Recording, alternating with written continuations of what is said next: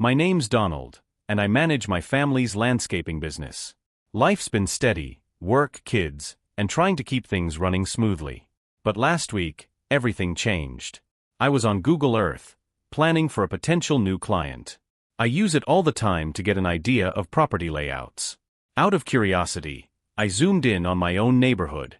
That's when I saw it, our house clear as day, and on the doorstep was my wife, Brittany. She wasn't alone. Standing with her was a man, his arms around her, and they were kissing. At first, I thought it couldn't be real, maybe the image was distorted or something.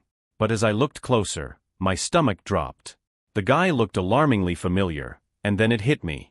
Ben Clausen. Brittany's ex-boyfriend from college. She had mentioned him a few times in the past, always brushing him off as a distant memory or just an old flame. But here he was, standing on my doorstep, with my wife in his arms. My mind raced with questions. Why was he there? How long had this been going on? And most importantly, what did it mean for us? I couldn't say anything to Brittany right away. Every time I looked at her, I felt sick. I told myself there had to be some explanation, but deep down, I knew better. I found out Ben had recently moved back to town and was working as a real estate agent. He'd come back with his family, his wife and kids. It felt like a cruel twist of fate, him landing right in the middle of our lives. For now, I've been keeping quiet. I need to know more before I say or do anything. But the thought of him in my house with my wife is driving me insane. Things started adding up in ways that made me question everything. Brittany's been spending a lot more time out of the house. She'll say she's running errands, but then she's gone for hours. Like last Thursday, she went to get groceries at 5 p.m. and didn't come back until nearly 8. She walked in with one small bag of food and acted like it was nothing. Then there's her phone. She's always been protective of it, but now it's different. She keeps it face down on the counter, and when it buzzes, she doesn't check it until she thinks I'm not looking. The other day, I joked about her guarding it like it held state secrets. She laughed, but her reaction seemed forced. And then there's Ben. I started asking around about him. Turns out he's been seen in our neighborhood a lot, supposedly for work. A friend of mine at a local diner told me he saw Ben there last week having coffee with a woman.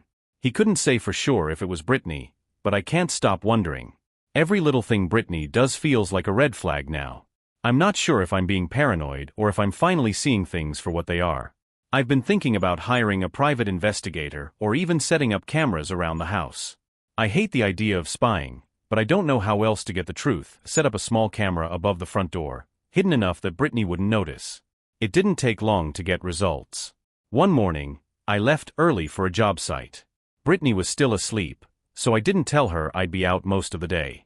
Around 10 a.m., I got a notification from the camera app, motion detected at the front door. I opened the app, and there he was. Ben. He stood there for a moment, looking around before Brittany opened the door. She stepped outside, smiling, and hugged him. It wasn't just a friendly hug, it was the kind you give someone you're close to. She rested her head on his shoulder for a moment before motioning him inside. The door closed, and that was it.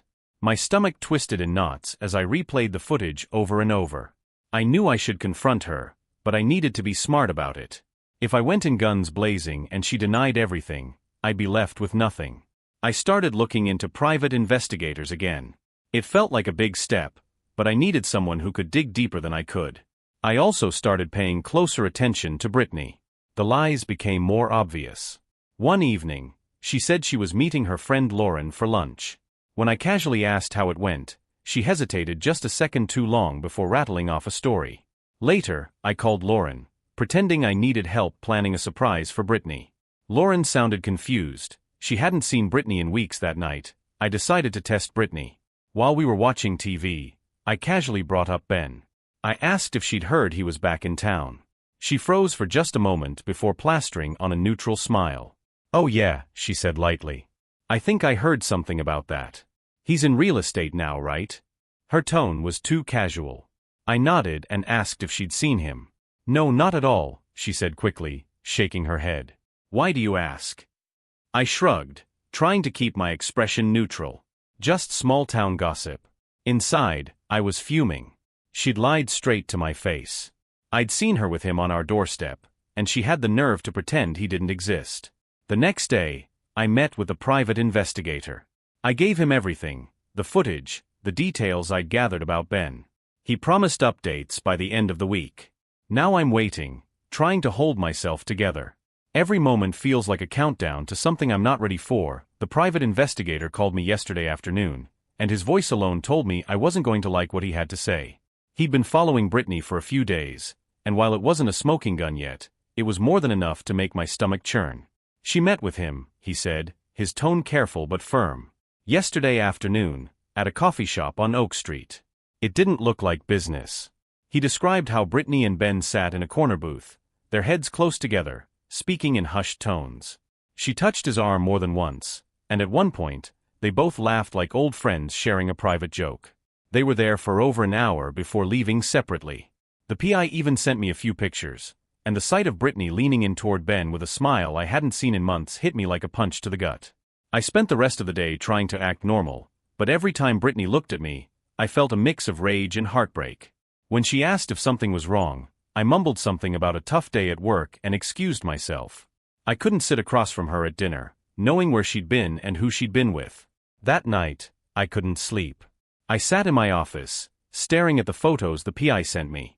Part of me still wanted to believe there was some innocent explanation, but I couldn't ignore the nagging voice in my head anymore.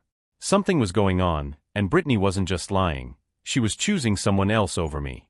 The next morning, I decided I needed more. The PI had done a good job, but I wanted to hear it for myself. If there was any chance of salvaging our marriage, or at least getting closure, I had to confront this head-on. Around noon, I got my chance. Brittany mentioned she was meeting Lauren again for lunch. This time, I didn't bother asking questions. I just smiled, nodded, and waited for her to leave. As soon as she pulled out of the driveway, I grabbed my keys and followed at a safe distance. She didn't head toward Lauren's neighborhood. Instead, she drove downtown, parking near the same coffee shop the PI had mentioned. My heart was pounding as I watched her get out of the car, scanning the sidewalk until she spotted him, Ben. He was already waiting, leaning against the doorframe like he didn't have a care in the world. They greeted each other with a quick hug, nothing overtly romantic, but it was the familiarity between them that struck me. The kind of ease that only comes with time. They went inside, and I stayed in my car, debating my next move. I thought about storming in there, demanding answers right on the spot. But that wouldn't give me what I needed. If I was going to confront Brittany, I wanted to be calm, composed, and holding all the cards. So I waited, watching the minutes tick by. After about an hour, they walked out together, talking and laughing like nothing was wrong. Brittany didn't see me as she got in her car and drove off. Ben stayed behind, standing by his car, scrolling through his phone. I don't know what came over me, but I decided to approach him. My heart was racing as I walked up to him, but I kept my voice steady when I said, "Ben." He looked up, startled at first, but then his expression shifted into something almost smug. "Donald," he said, straightening up. "Long time no see." I wanted to hit him right there, but I kept my fists at my sides. "You've been seeing Brittany," I said flatly, cutting straight to the point. His smirk faltered for a second, but he recovered quickly. "I don't know what you're talking about," he said. "Don't lie to me," I snapped, my voice rising. "I've seen the pictures. I know about the coffee shop. I know about the front door. I know everything." For a moment, he just stared at me, and then he sighed. "Look, it's not what you think." "Don't you dare tell me it's not what I think," I interrupted. "You've been sneaking around with my wife in my house, behind my back. You don't get to stand here and play dumb." Ben opened his mouth like he was going to argue, but then he closed it again, running a hand through his hair. "All right," he said finally. "You want the truth? Fine. Yes, I've been seeing Brittany. But it's not like we're having some grand affair. She reached out to me. She said she needed someone to talk to." "Talk to?" I scoffed. "You think I'm stupid? People don't meet in coffee shops to talk. They don't hug like that to talk." Ben held up his hands like he was trying to calm me down. "I'm telling you the truth, Donald. She said things between you two have been strained. She needed a friend. That's all it is." I couldn't believe the nerve of him standing there, acting like he was some kind of savior. "Stay away from my wife," I said through gritted teeth. "I mean it. Whatever this is, it stops now." Ben didn't say anything, Just gave me a look I couldn't quite read. Pity maybe, or guilt. Then he got in his car and drove off, leaving me standing there, seething. When I got home, Brittany was already there, acting like everything was normal. I wanted to confront her right then, to tell her what I knew and demand answers. But I stopped myself. I needed more time to process everything, to decide how I was going to handle this. For now, I'm stuck in this awful limbo, pretending nothing's wrong while my world keeps falling apart. When I woke up the next morning, it felt like my chest was caving in. I kept replaying my confrontation with Ben, his smug face, and the way he dodged my questions. He admitted enough to confirm what I already knew but acted like I was the unreasonable one. The thought of Brittany sitting across from him, sharing laughs and secrets that should have been ours, made me sick. I decided it was time to stop tiptoeing around this. I couldn't keep pretending everything was fine, not when it was tearing me apart. I waited until the kids were out of the house, at school and a friend's place. I didn't want them to overhear. Then I sat at the kitchen table, waiting for Brittany to come downstairs. When she walked into the room, I could barely look at her. She was humming softly, scrolling on her phone like she didn't have a care in the world. It hit me how easily she could carry on like this, as if nothing was wrong. "Brittany," I said, my voice sharper than I intended. She looked up, startled. "What's up?"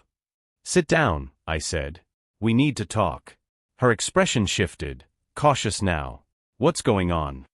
I waited until she was seated before I spoke again. "I know about Ben." Her eyes widened for a fraction of a second before she masked it with a nervous laugh. "What are you talking about?" "Ben who?" "Don't play dumb," I snapped, slamming my hand on the table. "I saw the pictures, Brittany. I saw the footage from the front door. I saw you with him at the coffee shop. Stop lying to me." Her face paled, and for a moment, I thought she was going to come clean. But then she shook her head, her voice defensive. "I don't know what you think you saw, but it's not what it looks like." "It's exactly what it looks like," I shot back. "You've been sneaking around with him behind my back. You hugged him. You invited him into our home. What part of that am I supposed to misunderstand?" She hesitated, her hands fidgeting in her lap. "Okay, yes, I've seen him," she admitted finally. "But it's not what you think. We're just friends, Donald. That's all. Friends." I laughed bitterly. "You think I'm stupid? Friends don't meet in secret. Friends don't lie to their husbands about where they're going. Friends don't sneak around like this." Her tone turned desperate. "I didn't want to tell you because I knew you'd overreact. You've always hated Ben, and I didn't want to deal with the drama. But I swear, nothing's going on. He's been going through a rough time, and I was just trying to help him." "Help him?" I repeated, my voice rising. "By lying to me? By putting our marriage on the line? Do you even hear yourself right now?" She stood up abruptly, her chair scraping against the floor. "I can't believe this," she said, her voice trembling. "You're acting like I've been cheating on you or something. I haven't done anything wrong." "Then why hide it?" I demanded, standing to face her. "Why lie to me? Why sneak around if there's nothing to hide?" Her eyes filled with tears, and for a moment, she looked genuinely hurt. "Because I knew you'd twist this into something it's not. You don't trust me, Donald, and that's not my fault." Her words hit like a slap, but I refused to back down. "Don't turn this around on me," I said coldly. "You're the one who lied. You're the one who broke the trust. If this is all so innocent, prove it. Show me your phone. Let me see what you've been texting him." Her face froze, and in that moment, I knew I had her. She tried to laugh it off, but it came out shaky. "I'm not going to do that," she said, crossing her arms. "Why not?" I pressed. "If you've got nothing to hide, what's the problem?" "Because it's a matter of principle," she snapped. "I shouldn't have to prove myself to you. If you don't trust me, that's on you." I couldn't believe what I was hearing. "Principle?" I scoffed. "Is that what you're calling it now? Because to me, it looks a lot like guilt." She didn't answer, just turned away, her arms wrapped tightly around herself. I stood there staring at her, waiting for her to say something, anything, but she stayed silent. Finally, I shook my head and stepped back. "I hope you know what you're doing, Brittany," I said quietly. "Because whatever this is, it's tearing us apart." I left the room before I said something I couldn't take back. My hands were shaking as I walked outside, the cool air hitting me like a slap. For the first time, I realized just how far this had gone. Whatever Brittany's intentions were, she had crossed a line. And no matter what happened next, there was no going back to how things used to be. The rest of the day passed in a blur. Brittany avoided me completely, locking herself in the bedroom for hours. I stayed downstairs, pretending to focus on work, but my mind was consumed by our conversation. Her refusal to show me her phone said more than any admission could. She might not have said the words, but her actions screamed guilt. When the kids came home, Brittany acted like everything was fine. She helped them with their homework, laughed at their jokes, and smiled through dinner. Watching her play the part of a loving wife and mother while knowing what I knew was unbearable. I caught her stealing glances at me a few times, her smile faltering when she saw my face. After the kids went to bed, I couldn't hold it in any longer. I went upstairs, determined to get some kind of resolution. Brittany was sitting on the bed, scrolling through her phone like nothing had happened. "We need to finish this conversation," I said, standing in the doorway. She looked up, her face carefully neutral. "There's nothing left to say, Donald. I already told you the truth." "No," I said firmly. "You told me what you think I want to hear. But I don't believe you. And if you keep shutting me out, I'm going to find the truth myself." Her eyes narrowed. "What's that supposed to mean?" "It means I'm done waiting for you to come clean," I said, stepping closer. "If you won't tell me the truth, I'll find it another way. I've already talked to someone who knows how to get answers." Her face paled, and for the first time, I saw real fear in her eyes. "You're spying on me?" "Don't turn this around on me," I shot back. "I wouldn't have to do this if you hadn't been sneaking around with Ben. You brought this on yourself." She stood up, her voice shaking with anger. "You don't get to act like some kind of victim here. You've been controlling and paranoid for weeks. Do you even hear yourself? You hired someone to follow me? That's insane, Donald." "What's insane," I said, stepping closer, "is lying to your husband and sneaking around with your ex. What did you expect me to do, Brittany? Just sit back and let you make a fool of me?" Her eyes filled with tears, but she didn't look away. "I'm not cheating on you," she said, her voice barely above a whisper. "I swear, it's not what you think." "Then tell me the truth," I demanded. "What is it, Brittany? What's really going on?" She hesitated, her hands trembling as she wiped at her eyes. For a moment, I thought she might finally tell me everything. But then she shook her head, her voice breaking. "I can't. You'll hate me." "Brittany," I said, my voice softening despite my anger. "You're already losing me. Whatever it is, just say it. Let me decide how I feel." She looked at me, her expression crumbling. "I didn't mean for it to happen," she said finally, her voice shaking. It got out of hand." My chest tightened. "What got out of hand?" "Ben," she said, her voice cracking. "It started as a few conversations. He reached out after he moved back, and we caught up. I didn't think it was a big deal at first. But then he started talking about the past. About us." I clenched my fists, forcing myself to stay calm. "And you let him?" She nodded, tears streaming down her face. "I didn't mean to. I swear, I didn't. But he made me feel."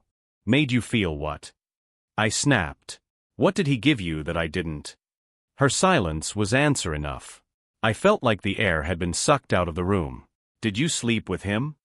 I asked, my voice trembling. "No," she said quickly, shaking her head. "I swear, we didn't." But you what?" "I kissed him," she admitted, her voice barely audible. "A few times. It didn't mean anything." I stopped it before it went any further. My jaw tightened as I stared at her. "It didn't mean anything?" I repeated, my voice cold. "You kissed another man, lied to me for weeks, and brought him into our home. And you think that doesn't mean anything?" She covered her face with her hands, sobbing. "I'm sorry, Donald. I'm so sorry. I don't know why I did it. I felt so lost and he was there and—" "Stop," I said, cutting her off. "Don't try to justify this. You made a choice, Brittany. You chose him over me. Over us." She didn't respond, her sobs the only sound in the room. I turned away, unable to look at her. "I need time," I said, my voice hollow. "I don't know if I can forgive this. And I don't know if I want to." I left the room, her cries echoing behind me. As I sat on the couch downstairs, staring at the darkened TV screen, I realized this was it. This was the breaking point. There was no going back now. The house felt heavy the next morning, like the air itself was thick with tension. Brittany stayed upstairs, and I didn't bother to check on her. I got the kids ready for school, forcing myself to smile and act normal. I couldn't let them see the cracks forming in their parents' relationship. After dropping them off, I sat in the car for a while, staring at the dashboard.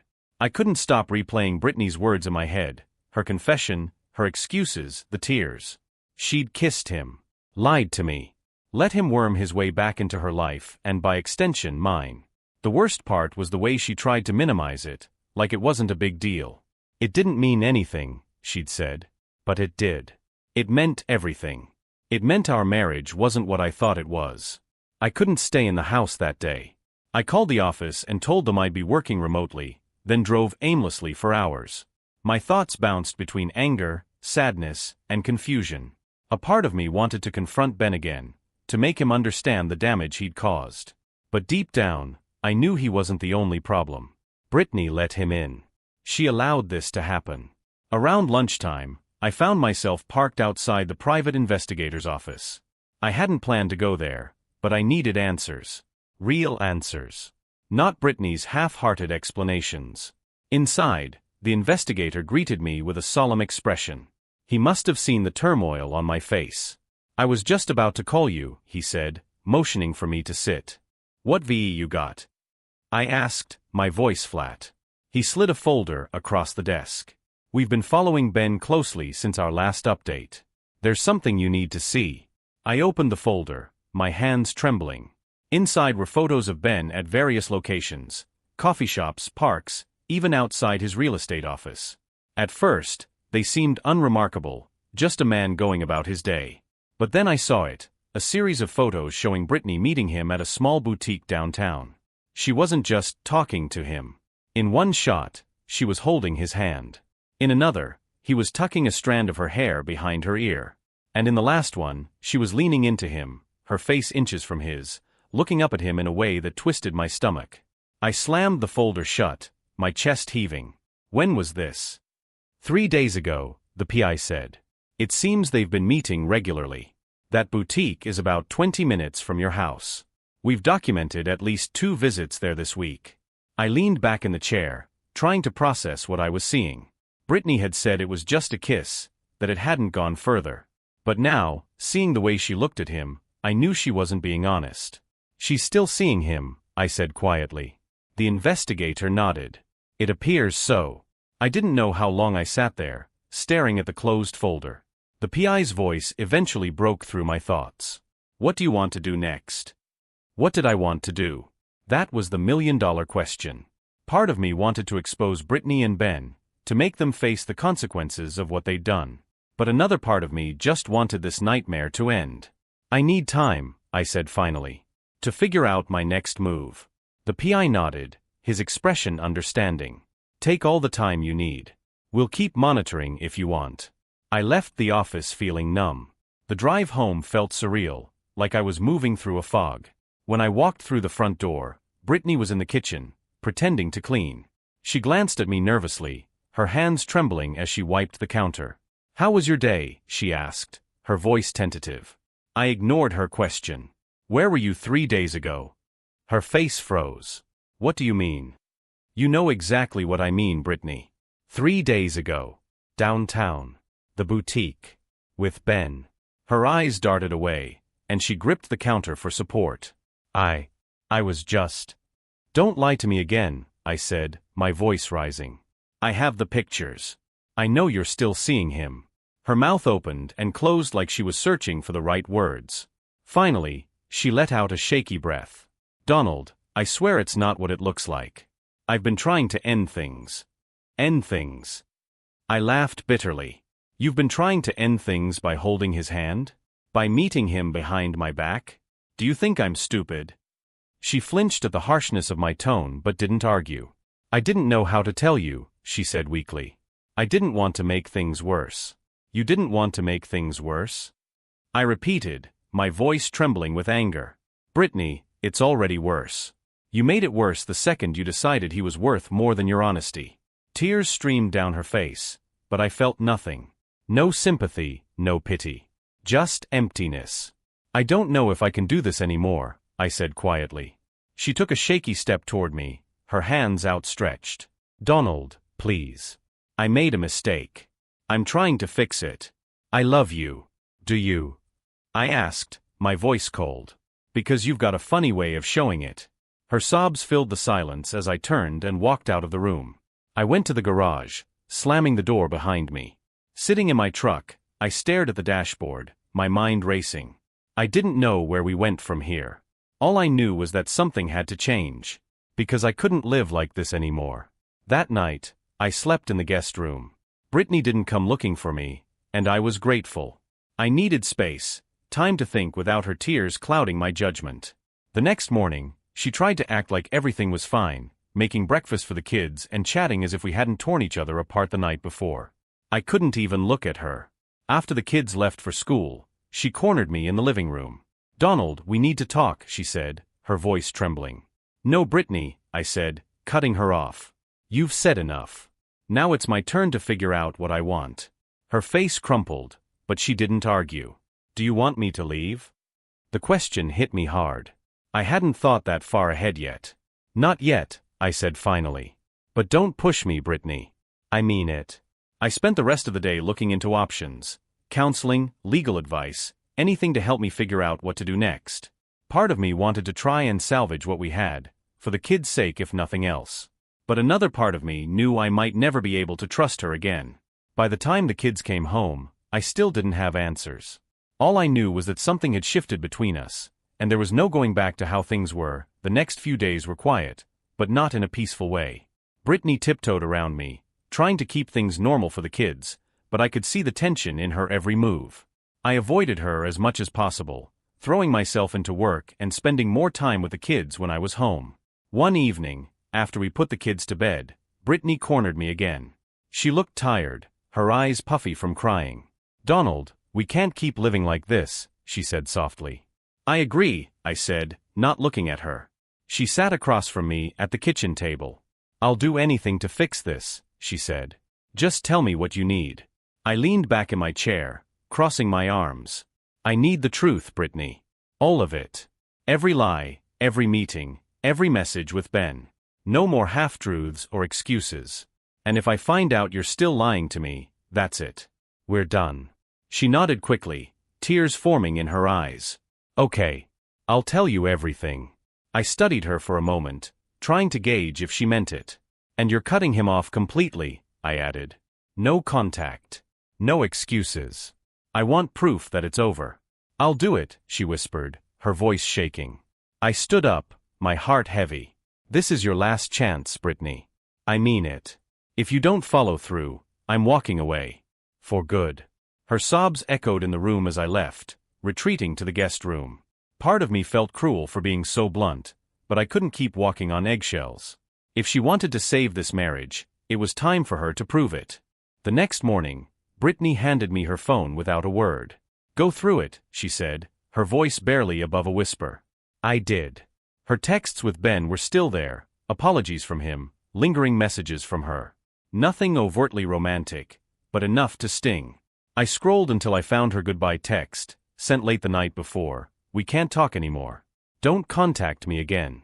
Is this it? I asked, looking up at her. Yes, she said. I'll block him if you want. I nodded. Do it. She did, right in front of me, then put her phone down on the counter. I'm done with him, Donald. I swear. I stared at her, trying to decide if I believed her. For now, it seemed like she was telling the truth. But trust doesn't come back overnight, and we both knew it. Good, I said, turning to leave. We'll see if your actions match your words. Her quiet sobs followed me as I walked away. For the next week, things were tense but calmer. Brittany kept her distance, trying not to push me. She threw herself into parenting, packing the kids' lunches, helping with homework, and planning family activities. I could see she was trying, but it felt like too little, too late. She apologized daily, her voice trembling every time. I know I can't undo the damage I've done, she said one evening. But I'm going to prove to you that I mean it when I say I want us to work. I didn't respond, just nodded and walked away. Part of me wanted to believe her, to hope that we could get through this for the kids. But every time I looked at her, I saw Ben's face, her lies, and the betrayal. The PI confirmed that Ben hadn't been in contact with Brittany since she blocked him. That gave me a small measure of relief, but it didn't erase the doubts swirling in my mind. Brittany asked about counseling, and I agreed to look into it, though I wasn't sure if it would make a difference. Trust felt like a distant memory, and no therapist could magically fix that. We were living in an uneasy truce, neither of us sure if it was the start of healing or the beginning of the end. After days of tension, Brittany brought up counseling again. I've already looked into a few options, she said, her voice careful, as if she didn't want to scare me off. There's a couple that specializes in infidelity and trust issues. We could try just one session, see how it feels. I stared at her, weighing her words. Part of me still felt like it was pointless. Could a stranger really help us rebuild something she'd broken? But another part of me, the part that remembered the good years, the family we'd built, wanted to give it a chance. For the kids, if nothing else. Fine, I said finally. Set it up. She looked relieved, almost tearful. Thank you, Donald. I'll call them today. The first session was uncomfortable, to say the least. We sat in a small, dimly lit office with an older woman named Dr. Larkin. She had a kind smile and soft voice, but her directness caught me off guard. Let's start with honesty, she said after introductions. Brittany, I need you to lay out the full truth of what happened, and Donald, I need you to listen without interruption. No matter how hard it is. I clenched my jaw, nodding. Brittany took a shaky breath and began. She admitted to everything, the texts, the meetings, the kisses. She talked about how it started as innocent conversations about the past and slowly spiraled into something more. I didn't mean for it to happen, she said, tears streaming down her face. I know that sounds like an excuse, but I didn't. I felt lonely, and he filled a void I didn't even realize was there. Her words were like knives, cutting deeper with every sentence. Hearing her admit it all, laid out so plainly, was worse than I expected. She talked about the guilt, how she knew it was wrong but didn't know how to stop. When she finished, Dr. Larkin turned to me. Donald, how does hearing this make you feel? Angry, I said immediately. Betrayed. Like I'm sitting here listening to the woman I built a life with tell me that wasn't enough for her. Brittany flinched but didn't interrupt. Dr. Larkin nodded. Those are valid feelings. But we're here to figure out what comes next. Do you feel there's anything worth salvaging in this relationship? I hesitated. I don't know. Maybe. For the kids, at least. Brittany spoke up, her voice trembling. It's not just for the kids, Donald. I still love you. I know I messed up, but I want to fix this. I want us to be okay again. Her words hung in the air, and for the first time, I saw genuine fear in her eyes, fear that I was already gone. Dr. Larkin ended the session by asking us both to reflect on what we wanted and to write down one step we could take toward rebuilding trust. It's not about fixing everything overnight, she said. It's about deciding if you're willing to try. Back home, I felt drained. Brittany gave me space, retreating to the bedroom while I stayed in the living room, staring at a blank notebook. The truth was, I didn't know if I was willing to try.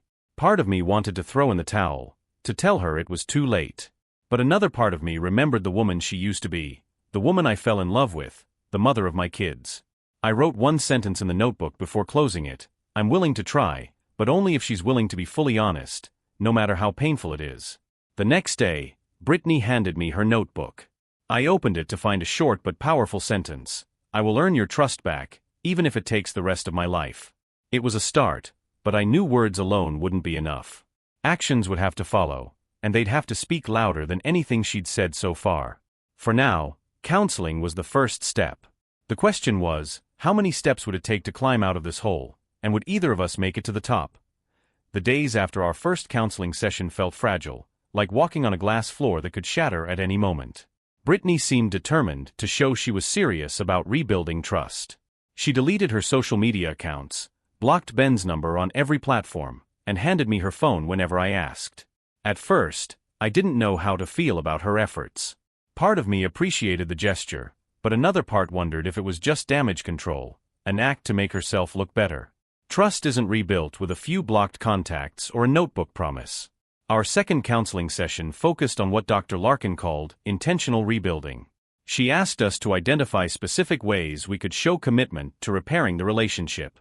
For me, it was transparency.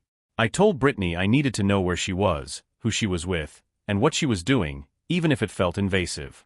She agreed without hesitation, but I could see the shame in her eyes. For Brittany, her request surprised me: more time together as a family. I know I've taken so much from us, she said, her voice breaking. But I want to give back. I want to create new memories with you and the kids, ones that aren't clouded by what I've done. It was a fair request, and I reluctantly agreed. That weekend, we took the kids to a nearby state park for a hike and picnic.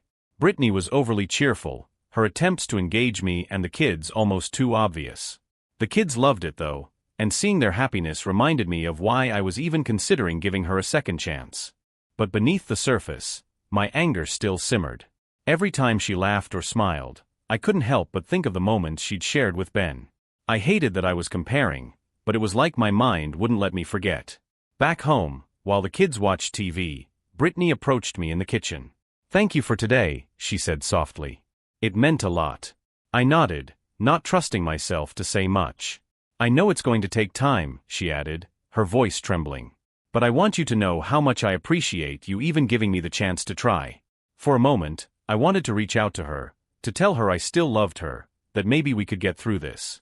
But the words caught in my throat, and all I could manage was a quiet, "We'll see."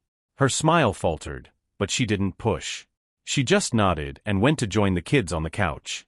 That night, as I lay in bed, I realized how exhausting it was to keep my guard up all the time. It felt like I was in a constant battle between the part of me that wanted to forgive and the part that couldn't forget. If this was going to work, it wasn't just Brittany who had to change. I'd have to figure out how to let go of the past, or decide if I even could. Weeks turned into a month, and the uneasy truce between Brittany and me became our new normal. Counseling sessions continued, and while they sometimes felt like progress, other times, they felt like opening a wound that would never fully heal. Brittany was doing everything right on paper. She was transparent, attentive, and committed to the changes we agreed on. But no matter what she did, the doubt lingered, like a shadow I couldn't shake. One Friday evening, the kids were at a sleepover, and Brittany suggested a quiet dinner at home.